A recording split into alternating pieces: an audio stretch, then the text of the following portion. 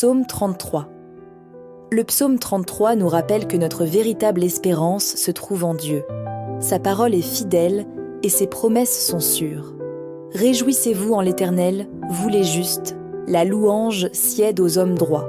Louez l'Éternel avec la harpe. Célébrez-le avec le luth à 10 cordes. Chantez-lui un cantique nouveau. Faites retentir vos instruments et vos voix.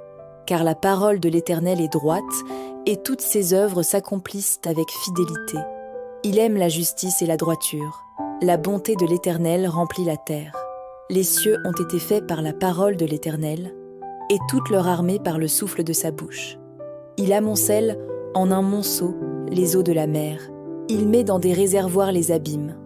Que toute la terre craigne l'Éternel, que tous les habitants du monde tremblent devant lui.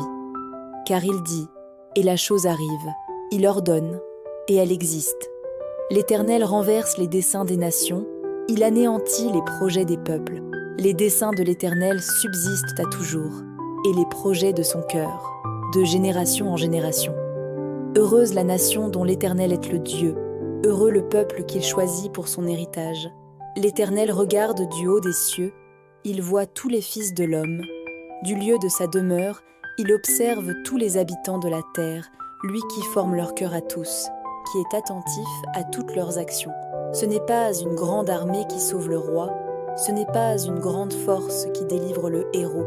Le cheval est impuissant pour assurer le salut, et toute sa vigueur ne donne pas la délivrance. Voici, l'œil de l'Éternel est sur ceux qui le craignent, sur ceux qui espèrent en sa bonté, afin d'arracher leur âme à la mort et de les faire vivre au milieu de la famine. Notre âme espère en l'Éternel. Il est notre secours et notre bouclier. Oui, notre cœur se réjouit en lui, car nous avons confiance en son saint nom. Éternel, que ta grâce soit sur nous, comme nous espérons en toi.